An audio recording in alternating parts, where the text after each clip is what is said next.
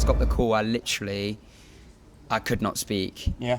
I went, and the only word I could say was yes. Yes. Yes. They were like, we'd like to offer you the role, Albus Potter. How do you feel about this? And I went, yes.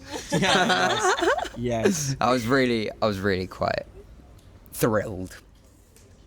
I'm good at keeping secrets for other people, but not for myself. So I really struggled to keep that a secret. And I remember my mum was at work when I found out, and I was like, I'm not going to call her. I want to see her live reaction. So I'm going to wait till she comes home. And I waited till she was like in her bed, and I was like, oh, yeah, and by the way, I'm going to be playing Granger-Weasley. And then I just like walked off, and then she like jumped up and started screaming. But it was so cute. I had sorry, if we're doing stories, Yeah. I had a similar thing where my housemate knew I was auditioning, and I got home that evening, and I'd also found out that day that I had an audition for another show, but obviously I couldn't do it because literally within the same 5 minutes found out I was doing this. So I did a sort of thing where I walked in and I was like, yeah, I got an audition, but I can't do it. And they were like, what? Why can't you do it? And then I said, because I'm doing this. My parents, Tommy and Nana, they are obviously great on stage, but they're also just so funny in real life.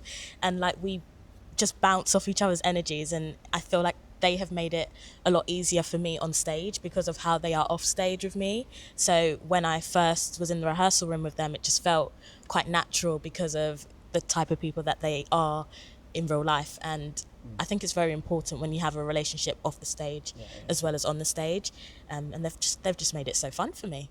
They're so different to their parents, and that's what's special about it. And that's almost that almost becomes a sort of superpower, especially when you're, like you say, nervous and stuff. You go in knowing that you're not trying to meet people's expectations, you're trying to subvert them. And that's, a powerful thing to have as an actor, where you're not, you don't feel the pressure to be one way because it's fun to be the other. And that actually leads into like one of the main things I love about Scorpius is how unexpected certain aspects of his personality are. Especially when we first meet him and he's a Malfoy on the train, and you think, oh, this is going to go, the Potters and the Malfoys, and then whoosh, it sort of goes in a completely different direction. And that's sort of a big theme with Scorpius, constant surprises. That's what I love.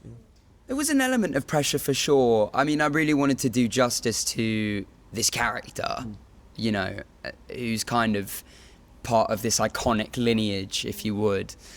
But I was really, really keen to make him my own. I wanted to have Albus be my own Albus, I didn't want to. I wanted him to be original in that sense, yeah. And I was really keen to kind of take ownership of him and really explore a lot of things and try different things and see what worked and what didn't work. And I think one thing that I really like about him, I just think he's. I think he's so brave. I think a lot of the things that he comes up with and that he does is maybe impulsive or brash or a bit stupid, but the fact that he's able to just like completely commit and follow through with it is quite an impressive trait to have. You can't really see much what's going on out there, so that's nice, and that helps to sort of feed into that sense of when you're on the stage. I don't know if you feel the same. It's so much smaller than how it seems when you're looking at 100%. So there's a certain intimacy to the scenes that you're doing with other people, and you can kind of forget about the audience. But in that other sense, so much of any theatre play is about the energy from the audience and the interchange between our thoughts and feelings. So hearing that feedback, feeling that feedback, there's certain scenes which I can't spoil, but where something might get mentioned that reveals something. How vague of me. The thing is, I think I know exactly what you're talking about as well. Yeah. And it's 9.999 times out of 10, the audience are there with you, and you can feel that. Feel their reaction, or sometimes, or actually a lot of the time, audible. In the audience, and that is great because, it proves that they're with you. They're coming along the story with you. It's true what you said about the stage feeling a lot smaller, because I remember when I 100%. like one of the first days I came into this theatre, I went all the way to the top, and it still looked so large. Like looking down, like you could still see everything. But being here on the stage, it just feels like, I don't know, like it just feels more intimate. Like it's just us guys, and you don't realise that you've got 1,400 people watching you.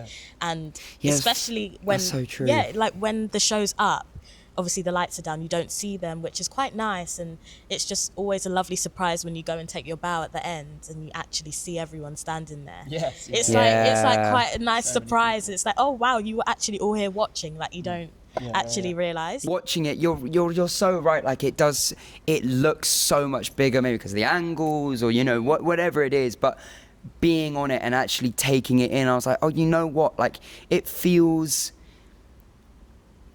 manageable. Like it feels like I can take ownership of this space, and I can perform this. And I think the fact that you don't think about the numbers and you don't think about the amount of people, it makes it so much easier to kind of face the challenge of doing it every single day.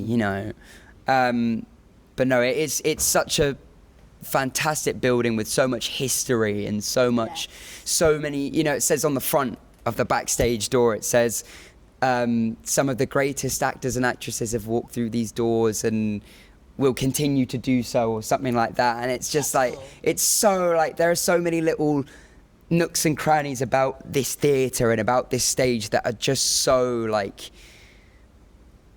makes you stop and think for a little bit about how privileged we really are to be here, for sure. It's an honour to obviously be in the cast as they're celebrating, but it's also important to remember that it's not just us. We're celebrating the characters now, but also the characters that were played before us. And so I'm standing here representing the other Roses that came 9 years before, and it's just important to remember them because we're all part of it, and it's not just this cast now. So it would be nice to celebrate with everyone that has ever been on the show.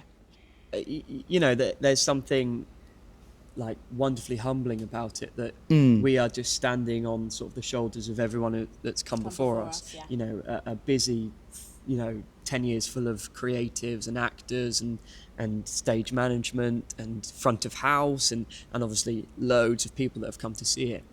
So it really, there's an aspect of it that is we're just the tip of the iceberg. So that's nice, but then also to be able to look back and be like, okay, look at how far we've come. Of a very, very exciting iceberg, Make sure you get tickets for Harry Potter and the Cursed Child to come and watch around the 10th year anniversary of the show. Bye. Bye.